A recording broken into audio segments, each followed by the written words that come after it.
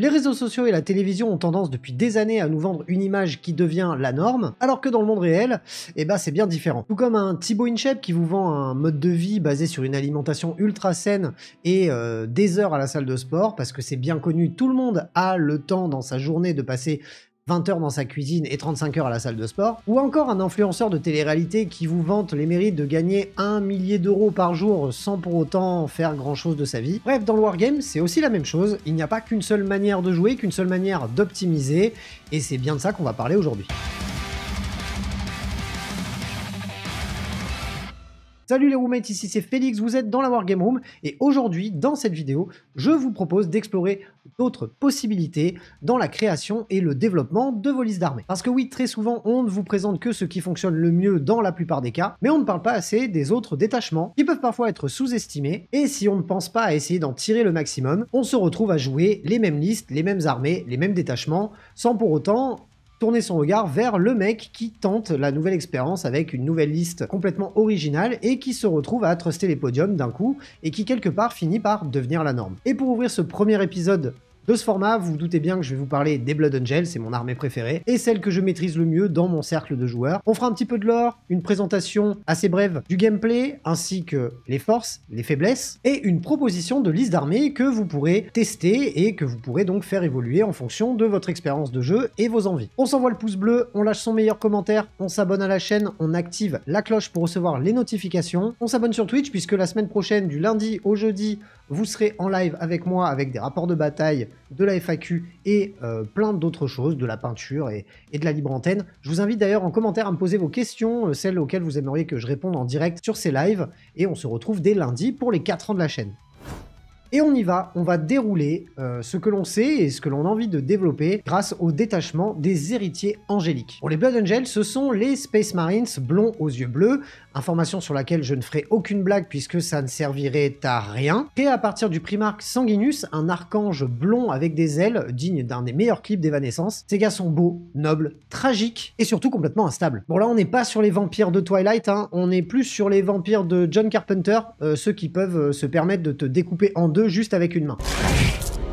Sanguinus, pour la petite histoire, c'est le primarque le plus angélique de la fratrie. Imaginez un petit peu le héros des maîtres de l'univers, mais avec des ailes, une vision prophétique, et surtout une tendance à se sacrifier de manière très théâtrale. Après sa mort par Horus, le Thanos de 40K, les Blood Angels ont hérité de très jolis tares génétiques. En premier, la rage noire, hein, ils revivent la mort de leur papa en boucle, comme s'ils étaient bloqués dans un vieux bad trip sous acide. Mais mes phrases à l'envers, je dis. Résultat, mode berserker on, ils ne savent plus s'ils sont eux-mêmes ou Sanguinus. Et en deuxième, on a la soif rouge, donc une envie de boire du sang. Ils se sont littéralement des vampires, hein, sauf que ces cons-là, c'est un peu comme Blade, ils cuisent pas comme des barbecues une fois que tu les exposes au soleil. Ce que ça donne au final, eh bien, on est sur des chevaliers vampires torturés bipolaires, qui pleurent en écoutant du The Used, puis tuent, mutilent, brûlent, démembrent, décapitent en écoutant du Cannibal Corpse. Pour ce qui est des règles du détachement dont on va parler aujourd'hui, donc les héritiers angéliques, la règle est assez simple. Au début de la partie, on va pouvoir sélectionner 2 améliorations qui vont fonctionner pendant toute la partie sur les unités personnages. Pour rappel, les unités personnages sont les unités qui sont aussi accompagnées de personnages, d'où l'utilité dans ce détachement de jouer plein de persos que l'on va mettre dans les unités, puisque en début de partie, on va pouvoir sélectionner un de ces 3 buffs. Donc le premier, ça va être le fait de pouvoir relancer ses jets de charge et ses jets d'advance. Le deuxième, ça va être de pouvoir relancer tous les jets de touche de 1 et tous les jets de blessure lorsque vous attaquez votre adversaire. Et la troisième, ça sera de pouvoir déclarer une charge à un tour où vous aurez battu en retraite. Donc quand vous serez désengagé d'une unité ennemie, vous serez éligible à pouvoir déclarer de nouveau une charge. Ça, on est plutôt content en Blood Angel. De manière globale, ce détachement-là répond à pas mal de stratagèmes qui existent dans les autres détachements, qui n'existent pas dans celui-ci. C'est pour ça que c'est assez intéressant de pouvoir, et d'avoir envie en tout cas, de développer ce détachement-là. En termes d'amélioration, on en a 4. La première, c'est l'éclair du prescient, qui pour 20 points, qui vous donnera la possibilité d'avoir le mouvement d'avant-bataille d'éclaireur de 6 pas, ce qui peut être pas mal lorsqu'on joue une armée qui aime à se projeter et à aller impacter le plus vite possible l'adversaire. La deuxième optimisation est plutôt sympa, puisqu'elle ne coûte que 15 points, et vous permet de débloquer pendant une phase de commandement jusqu'à la suivante, les 3 bonus au lieu de 2, ce qui peut être pas mal lorsqu'on veut se sortir d'une situation. L'icône ardente est la troisième amélioration qui vous permet pour 20 points de ne pas être éligible à un tir de contre-charge. Et ça, en Blood Angel, c'est super important parce que dès qu'on a tendance à bouger et quand on tombe contre certaines armées, le tir de contre-charge peut être assez meurtrier pour nous, puisqu'on est basé sur la charge et sur l'impact au corps à corps. Donc le fait de ne pas pouvoir être impacté par ce tir de contre-charge peut être clairement game breaker dans une partie. La dernière amélioration pour 25 points vous permettra sur une figurine donc non nommée, hein, les améliorations ne peuvent pas être mises sur les figurines nommées, sinon ça serait complètement pété, vous allez pouvoir faire revivre sur de plus un de vos personnages avec 3 points de vie, ce qui est plutôt pas mal quand on a des capitaines Blood Angel qui sont méga énervés ou encore des capitaines à réacteur, ou même d'ailleurs un chaplain à réacteur. En termes de stratagème, on retrouve l'armure du mépris, comme dans tous les détachements Space Marines et Blood Angel, on a cette possibilité de déprécier la pénétration d'armure de 1, ce qui est super utile. On a ensuite la fureur concentrée qui pour 1 point de commandement, celui-ci c'est un de mes stratagèmes préférés de ce détachement-là, vous permet en fait de gagner le mot-clé lorsque vous allez taper touche fatale. Touche fatale, pour rappel, ça permet que lorsqu'on fait des 6 à la touche, on va pouvoir blesser automatiquement. Comme on manque de buff de force dans ce détachement-là, puisqu'on ne va pas avoir notre bonus de plus 2 à la force et plus une attaque, le fait de pouvoir toucher et blesser automatiquement sur un 6 peut être vraiment sympa et peut clairement un petit peu pallier au fait d'avoir une force amoindrie par rapport au détachement qu'on a tous tendance à jouer. Et en plus de ça, si l'unité sur laquelle vous dépensez le stratagème, ce qui sera forcément le cas puisque vous allez mettre des personnages de partout, et bien si cette unité est personnage, vous allez en plus de ça gagner le mot-clé lance. Ça c'est ultra cool parce que vous allez faire des jets de touche. Sur les 6, il y aura direct la blessure pour l'adversaire, mais en plus de ça, votre jet de blessure, vous aurez plus 1 à la blessure, ce qui va vous permettre de pallier encore une fois à ce manque de force que vous n'aurez pas avec ce détachement-là. C'est un de mes stratagèmes préférés. Vous verrez plus tard pourquoi je vous dis ça lorsqu'on va parler de la liste. Le troisième stratagème est lui aussi super utile puisque pour 1 point de commandement, vous allez pouvoir dépenser l'instant de grâce qui va vous permettre en fait de pouvoir sélectionner une figurine d'une unité de votre armée et de lui donner le mot-clé personnage. Pour traduire ce stratagème-là, ça va vous permettre sur une unité dans laquelle vous n'avez pas mis de personnage de pouvoir bénéficier des bonus que vous avez choisis au début de la partie. Et ça, c'est topissime. On va mettre des capis pour pouvoir faire des stratagèmes gratos, pour pouvoir faire celui-ci en payant un PC sur d'autres unités, parce que ça va nous donner accès à ces buffs-là. Et on va en parler là aussi dans la liste. Le troisième stratagème est peut-être un petit peu plus anecdotique, même si on peut avoir tendance à vouloir creuser le codex Space Marines pour pouvoir en tirer les unités qui vont pouvoir faire du tir à distance, que le Blood Angel a du mal au niveau du tir. Ce stratagème peut avoir un impact puisqu'il vous permet à la phase de tir de déclencher le mot-clé touche soutenue 1 sur vos armes de tir, ce qui est plutôt pas mal. Sur des 6, pour rappel, la touche soutenue vous permettra de faire un tir supplémentaire. Ça peut être assez intéressant sur certaines unités comme les Eradicators, les lance-plasma, enfin les Hellblasters, ce genre de choses. Non, je suis pas sûr que ça sera l'optique dans laquelle on ira le plus, mais en tout cas, si on veut aller piocher dans le Codex Space Marines pour avoir des unités de tir, ce stratagème-là marchera très bien avec celle-ci. Avant-dernier détachement, pour 1 point de commandement, on va avoir dans l'ombre des grandes ailes. Ça vous permet de sélectionner une de vos unités qui a été la cible d'attaque de tir, et tant que l'unité ennemie n'est pas à moins de 18 pas, ou à 18 pas ou moins de votre unité, il ne pourra pas tirer dessus. Donc c'est un très bon stratagème pour essayer de pallier au fait de se faire tirer dessus à distance, que le Blood Angel aime pas du tout ça. Et le dernier stratagème, il est super bien écrit parce que vous allez voir la petite nuance. J'adore ce stratagème-là de base parce qu'en fait ça va vous permettre, sur une unité à réacteur dorsal de votre armée, à la fin de la phase de combat de votre adversaire, de pouvoir la renvoyer dans les frappes en profondeur, dans les réserves stratégiques. Et ce qui est très très cool, c'est qu'on a une petite mention qui explique que pour le Sanguinor, on n'est pas obligé de ne pas être à portée d'engagement d'une unité ennemie. Pour rappel, le Sanguinor, c'est un mec qui peut arriver des frappes en profondeur directement au corps à corps d'une unité ennemie, qui peut en plus avoir le fight first, donc du coup va taper en premier. Et donc là, on va avoir en plus la possibilité de le renvoyer en frappe en profondeur, même si ce mec-là est engagé au corps à corps. Je le trouve incroyable ce stratagème, et rien que pour ça, on va jouer le Sanguinor dans une liste d'armées qui utilisera ce détachement-là. Donc j'adore ce dernier stratagème.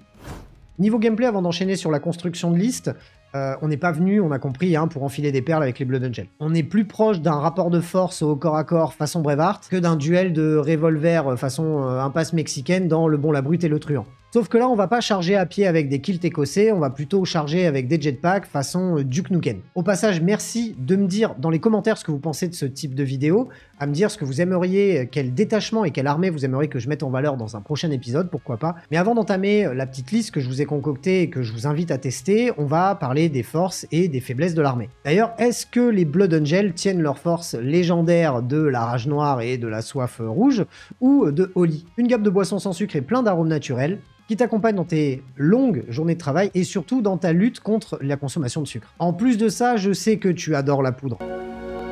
Non, pas celle-là, Tony. C'est de la poudre de persil. perlimpinpin. Non, pas celle-là non plus, Manu. Non, cette poudre que tu mélanges à l'eau dans un shaker qui te permet de jeter beaucoup moins de canettes et de bouteilles. Parce que non, tu n'es pas obligé d'appartenir à un bord politique pour faire attention aux déchets. Ouais, j'en ai marre qu'il faille absolument choisir un camp dès que tu dis un truc dans la vie, c'est fou ça. Bien évidemment, cela ne remplace pas l'eau, qui reste une valeur sûre hein, dans le maintien de ta santé, mais si tu as envie en tout cas de faire de nouvelles expériences, je t'invite à découvrir ces produits-là. J'ai des codes promo que tu peux retrouver dans la description. Ça permet d'aider un petit peu le studio et de payer tes boissons moins cher. Et ça me permet du coup de m'aider dans ma création de contenu et à toi aussi de diminuer peut-être ta consommation de sucre.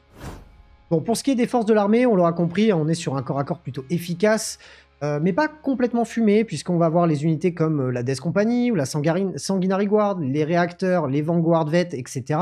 Des unités qui sont des unités de corps à corps particulièrement dévastatrices. On va avoir accès à un panel d'armes assez varié entre les éviscérators, les gantelets énergétiques, les marteaux, les épées tronçonneuses, qui va nous permettre d'osciller entre des dégâts 1, 2, voire 3, voire plus, et d'avoir une bonne pénétration d'armure. On a ensuite la mobilité, qui est un des forts aspects de cette armée-là, mais qui n'est pas non plus complètement fumée. On a de la frappe en profondeur, dans certains détachements, des possibilités de retour dans les airs, notamment avec le détachement que je vous présente aujourd'hui, ce qui permet d'avoir une menace projetable assez rapidement sur la map, sans pour autant que ça soit n'importe quoi. Et bien évidemment, en termes de mobilité, surtout dans ce détachement-là, on va avoir le Sanguinor qu'on va pouvoir faire pop n'importe où sur la map au corps à corps et qu'on va pouvoir faire repartir, ce qui est ultra flexible en termes de tactique. En troisième force, on va avoir des synergies avec les personnages de l'armée qui sont particulièrement fortes, notamment Astorath qui permet de taper avant de mourir, qui devient une très bonne règle à ce jeu, beaucoup basée sur le corps à corps. On va avoir Lemart ou encore Dante, qui est un sacré plot depuis sa dernière mise à jour en termes de points et même au niveau de la datasheet quand il est sorti la dernière fois. On est vraiment sur les chapitres de Space Marines qui sont les plus efficaces et les plus stylés lorsqu'on veut y mettre des personnages. Parce qu'ils vont avoir des buffs super intéressants sur les unités qu'ils vont accompagner. Pour rappel, hein, les Martes, c'est un mec qui vous fait diminuer les dégâts de 1 sur vos Death Company et qui en plus leur donne le mot-clé Lethal Hit, donc touche fatale. Donc le fait de pouvoir blesser automatiquement sur un 6+ à la touche. Et en dernière force, c'est une force qui est inhérente à un petit peu tous les chapitres Space Marines, puisque eux aussi ont accès à l'ensemble du codex Space Marines Vanille, qui vous permet en fait d'aller piocher un petit peu dans les unités qui pourraient vous manquer, notamment au niveau des tirs et des chars. C'est là que vous allez aller chercher les unités qui vous manquent pour perfectionner votre liste. Pour ce qui est des faiblesses, on a une forte dépendance à réussir ses charges, et dès que l'adversaire intervient dans ses charges avec des interventions héroïques ou vous propose de l'Overwatch, du tir en contre-charge, excusez-moi pour les anglicismes, je sais que ça en énerve certains, vos combos vont régulièrement mourir dans l'œuf dès que vous allez avoir ça en face. Et on va même pas parler du Fight on Death, hein, du taper avant de mourir, qui est particulièrement dévastateur pour votre armée, parce qu'effectivement vous allez rentrer dans quelque chose, vous allez le tuer, ça c'est sûr. Par contre, si cette chose-là vous tape avant de mourir, vous risquez de mourir aussi parce que vous êtes quand même un peu en mousse. Ça me permet justement d'enchaîner avec le deuxième point des faiblesses de l'armée. On est sur une fragilité quand même assez importante, hormis éventuellement sur la Sanguinary Guard qui va avoir une 4+ invulnérable dans tout cas de figure, et en plus un -1 pour être touché et être blessé si on a le bon perso au corps à corps. Ça permet d'avoir une certaine fiabilité, une certaine résilience. Ou encore la Death Company qui va avoir un insensible à la douleur à 6+. On est très sensible à la simple saturation de tir ou même d'attaque au corps à corps, et encore plus, hormis la Death Company, très sensible aux blessures mortelles. La Sanguinary Guard va détester les blessures mortelles et ça va partir très rapidement. On pourra aussi reprocher en troisième faiblesse un gameplay assez linéaire, basé uniquement sur on avance, on charge, on tue et on meurt. Au final, très peu de contrôle map, en tout cas d'emprise sur la map, parce que nos unités vont très vite mourir derrière leur impact, et surtout un manque cruel de tir longue distance. Dernière petite faiblesse, il va falloir maintenir votre intensité le plus longtemps possible, parce que dès que vous allez commencer à craquer, votre adversaire va vous rouler dessus, et si vous ratez votre première vague de corps à corps et d'impact, ça risque d'être très rapidement difficile pour vous au niveau de votre game plan sur le reste de la game. Donc faire très attention à ce que vous allez faire en premier avec cette armée, c'est primordial dans chacune de vos parties. Pour la petite anecdote, toutes les parties que j'ai faites ces derniers temps, dans toutes les victoires, c'est parce que j'ai vraiment joué à fond le premier et le deuxième tour, alors que là où j'ai fait de la défaite, on a un petit peu moins bien joué les premiers tours, et je pense qu'en Blood Angel, c'est ultra important de jouer le plus possible les premiers tours, parce qu'on sait qu'on va s'essouffler sur la fin, surtout quand l'adversaire a la possibilité de tuer vos unités. Avant d'entamer sur la dernière partie de cette vidéo, la liste d'armées, je vous invite, si vous avez envie de vous faire une nouvelle armée et d'entamer une armée Blood Angel, j'en serais ravi. Et si vous avez envie de faire d'autres armées, c'est pas grave, vous avez des goûts moins sympas que les miens, je vous le pardonne. vous pouvez aller chez MyHobbyPlace, c'est le partenaire principal de la chaîne, puisque lorsque vous achetez des figurines là-bas, déjà vous avez entre moins 10 et moins 20% sur l'achat de vos figurines, ce qui est quand même assez cool, beaucoup moins cher que chez beaucoup d'autres boutiques. Et en plus de ça, si vous créditez la chaîne à la fin de votre panier, moi ça me permet de récupérer un petit peu de sous et de vous proposer toujours plus de vidéos, plus de qualité, plus de contenu, plus de toujours plus. Merci à vous de continuer à le faire, ça fait bien plaisir et on va pouvoir directement vous présenter ma première liste d'armées dans ce détachement-là, que j'ai très envie de tester. Je vais commencer par les personnages et vous présenter quelles unités ils vont accompagner. Donc en premier, surtout dans un détachement comme ça et dans cette optique de jeu, on va jouer quoi qu'il arrive le Sanguinor. C'est un personnage indépendant, effectivement, il ne va pas donner le buff à l'unité qui l'accompagne, mais il aura quand même les buffs qu'on l'aura sélectionnés en début de partie parce qu'il est personnage. Ce mec-là, il peut arriver des frappes en profondeur directement au corps à corps. Il a la capacité de taper en premier et en plus de ça, grâce à un stratagème, à la fin de la phase de combat ennemi, on peut le renvoyer en frappe en profondeur. Bon, ce mec-là, dans une liste comme ça, dans ce détachement-là, c'est évident qu'on le joue à tous les coups. Il coûte 140 points et il est cadeau. On va enchaîner avec Astorat, que je trouve de plus en plus intéressant, parce que Astorat, c'est celui qui vous donne, entre autres, parce qu'il a d'autres détails assez intéressants, mais ce qu'il vous donne en premier, c'est un Fight on Death sur l'unité qui l'accompagne. C'est pour ça que ce mec-là, je vais le faire accompagner par une unité de 10 Death Company, avec tout ce qu'il faut dedans, les éviscérators, les gantelets énergétiques, pistolet à plasma, pistolet à fusion, épée tronçonneuse et tutti quanti, parce que ce mec-là, il va être assez défensif dans le sens où vous allez pouvoir le mettre en contre-clause d'une unité ennemie, parce que si l'unité vous impacte, certes, il va peut-être vous tuer, mais derrière, vous allez, sur un jet de dés bien évidemment, comme d'habitude, taper avant de mourir, et le Fight on Death, c'est une capacité qui, je pense, est de plus en plus intéressante et impactante dans le jeu. Bien évidemment, derrière ça, on va jouer le Commandeur Dante, parce que le Commandeur Dante donne, il me semble, un +1 à la charge et au jet d'Advance. Ce mec-là, il tartine comme personne, donc on va le faire accompagner d'un pack de 6 Sanguinary Guard, parce que grâce à lui, ces mecs-là, le fait d'être accompagné d'un personnage vont leur donner un -1 pour être blessé au corps à corps. De base, ils ont un -1 pour être touchés. On est sur une unité de 6 figurines à 3 points de vie en endurance 4, avec une sauvegarde de 2 et 3 points de vie par bonhomme, ainsi que Dante, qui lui a pas mal de points de vie aussi, une invulnérable à 4, et surtout tartine au corps à corps. Donc ça va être notre grosse enclume, celle qui va difficilement mourir et qui surtout va péter des gueules à tour de bras. Pour continuer dans les personnages, vous avez compris que dans ce détachement-là, on va en jouer plein. On va avoir les Martes que je vais faire accompagner cette fois-ci, contrairement à d'autres listes que j'ai pu faire et que je joue moi à l'heure actuelle en format compétitif. On va le faire accompagner de 5 Death Company, parce que déjà ça coûte moins cher et parce qu'on a envie d'un peu de MSU.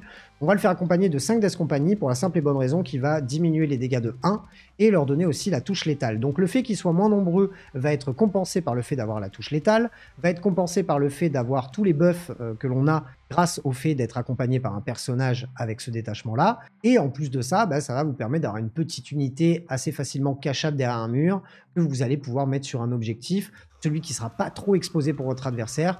Parce que si jamais il vient vous chercher, il va falloir qu'il mette de la ressource sur vous quand même, mine de rien, parce que diminue les dégâts de 1, insensible à la douleur à 6, les Martes qui tartinent un peu derrière, va falloir pas le prendre trop pour un con non plus. On terminera avec les personnages nommés par Méphiston. Alors Méphiston, je vous l'ai déjà dit dans une vidéo, il me semble, il est quand même moins bon qu'un épéiste duelliste comme par exemple un Lucius l'Éternel qui est complètement fumax. Par contre, Méphiston se déplace pas trop mal puisqu'il bouge de 7, il a une endurance de 5, une 2+, 5+, insensible à la douleur, donc le mec est pas facile à tomber. Il a 6 points de vie et surtout il a la capacité de taper en premier. Et ce mec-là, c'est pas le mec avec lequel vous allez démonter l'armée adverse, mais par contre c'est le mec que vous pouvez très facilement envoyer engluer une unité, elle va pas facilement le sortir, elle va s'empêtrer dans ses griffes, même si lui n'a pas une létalité ultra énervée, il risque de donner du fil à retordre à votre adversaire, de lui faire perdre du temps, et c'est une figurine qui, pour mine de rien 120 points, peut changer l'issue de la game, et qui va lui aussi bénéficier de tous les buffs et de tous les stratagèmes du détachement, puisqu'il est personnage. Pour ce qui est des personnages non nommés, je vais enfin pouvoir le sortir, le prêtre sanguinien, qui a baissé, puisqu'il est désormais, il me semble, à 75 ou... il n'est pas très cher, je crois qu'il est à 80 points, quelque chose comme ça. Je vous mettrai le coût en points de toute façon dans la description. Ce mec-là, il permet à l'unité qui l'accompagne d'avoir un -1 à la PA supplémentaire et surtout d'avoir un insensible à la douleur. Moi, ça fait un moment que je le regarde ce personnage-là et que je le trouve pas déconnant du tout, surtout dans une unité d'intercesseur d'assaut. qui fait une chier d'attaque d'épée tronçonneuse, mais qui n'est malheureusement que PA-1. Là, on passe direct à quelqu'un qui propose une pénétration d'armure de -2. Et ça, c'est pas déconnant du tout. Donc, moi, ce mec-là, je vais le mettre dans un pack de 10 Marines d'assaut, parce qu'ils vont être beaucoup plus impactants et surtout beaucoup plus résilients. Et ça peut changer la donne. En plus de ça, moi, j'aurais tendance à vouloir lui mettre l'amélioration à 15 points, qui va lui permettre, une fois par bataille, de pouvoir avoir toutes les aptitudes du détachement. Ça peut vous sortir le cul des ronces par rapport à cette unité-là, ou d'aller chercher le petit bonus qui vous manque pour être le plus efficace possible.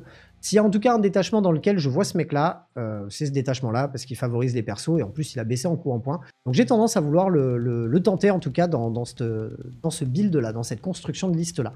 Pour terminer, on aura un capitaine à réacteur dorsal, parce que ce mec-là va vous permettre d'avoir un stratagème pour -1 PC, donc c'est super intéressant.